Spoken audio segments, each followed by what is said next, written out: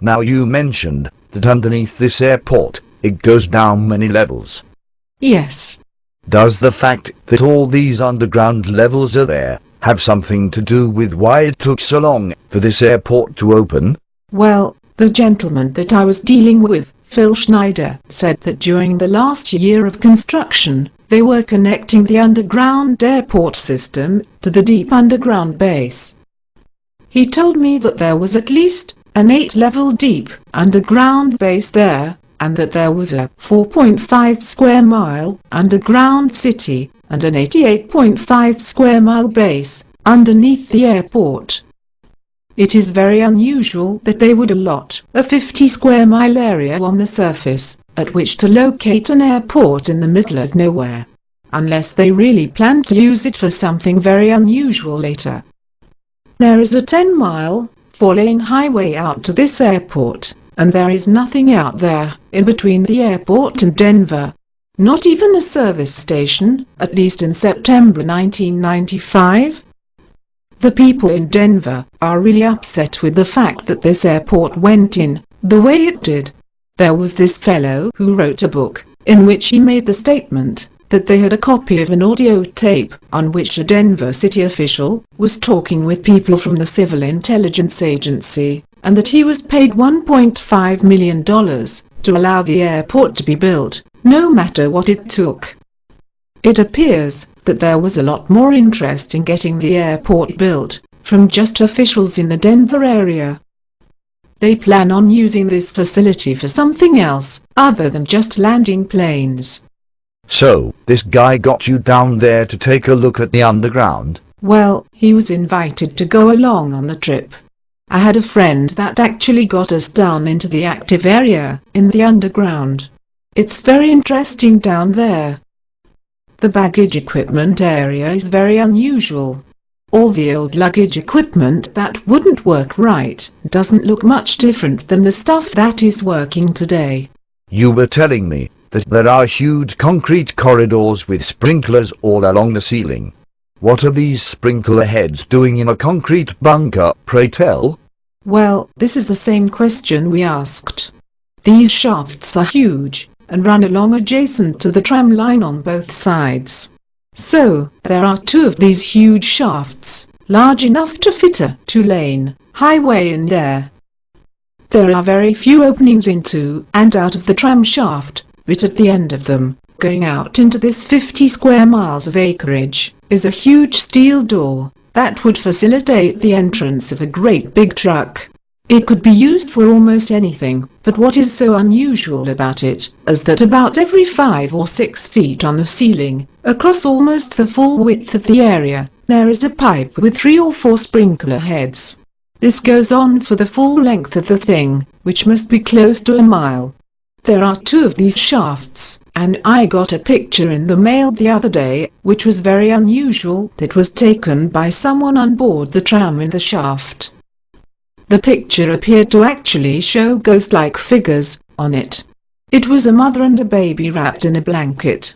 When you were down in that concrete shaft, both times I got nauseated. Now, the tunnel shaft that the tram comes in on could connect up with an underground tunnel coming in from 5 buildings that were built and buried. There was already a 40-foot diameter tunnel there when construction started. Those 5 buildings they built 3.5 years ago, and suddenly they said, "Oops, these are in the wrong place," and buried them along with a very high-tech runway that is buried under about 4 inches of dirt.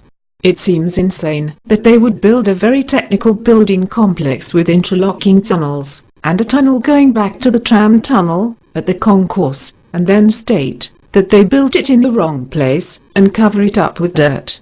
I don't believe that people are that stupid. No. Projects like that are strategically planned, and they just don't go and do that. Some of these 5 buildings are 150 feet tall. There is one 78 feet tall, and one that is 126 feet tall. They are all in that range. From this complex there is a shaft that runs to Concourse C. When they started this project, as I said, there was also a huge 40-foot diameter shaft brought in there from somewhere that was off limits to the work crews. It was there when the project was started, and everybody that worked on these projects, there were 5 different contractors, and the people on each contracted crew did not interact with the other ones. When the project was done, everyone was fired and sent away. You would think that during this massive construction, they would not be able to keep this stuff secret. I think a lot of the people saw things that disturbed them so much that they would not talk about it. I know several people who worked on the project that managed to find their way down into the depths, probably close to the deep underground base, and saw things that scared them so badly, they won't talk about it. I interviewed a few of the former employees on these construction crews that worked out there on these buildings that ended up buried, and they are afraid to talk. They say that everybody is real nervous about it, and they decided to tell some of the secrets that they knew, but they don't want anybody to know who they are. So, I can tell you that it is a very unusual and spooky type of place, and if you are a sensitive person, you get nauseated as soon as you enter the perimeter of the airport. Especially when you go down underground. You become very nauseated and nervous. There is also so much electromagnetic flux in the area that if you get out on the open ground around the airport, you will buzz. Where is this flux field coming from? What do you think the purpose of this is? I think that it's coming from some kind of underground electrical system, because where we were, there were no power lines, and the whole place was just buzzing with this free energy floating around. Very unusual. In addition, there are areas in the underground that have chain link fences with the barbed wire tops pointed inward, like they were there to keep people in, not keep people out. All these areas are there, acres of it, and none of it is in active use. There are many terraced areas that go down. One area in particular is forbidden to go into unless you are wearing a biological protective suit. They say there is some kind of unidentified biological fungus in that area that attacks people's lungs. Some kind of way to hide something that is in this area. Well, we think that area is one that leads to deeper levels underground at the airport. But it is surrounded by a chain link fence, and you can't get in there. We think this is the area that one of the electricians kind of stumbled into, that went down about 6 levels below the 4th level, and ran into some really weird stuff. He won't talk about any of it now. Real weird stuff. Also, at the airport, there are what look like miniature nuclear reactor cooling towers, and I don't understand why they are there. When people asked, the reply is that they are part of the ventilation and exhaust system. Ventilation and exhaust from where? What do you think it's for?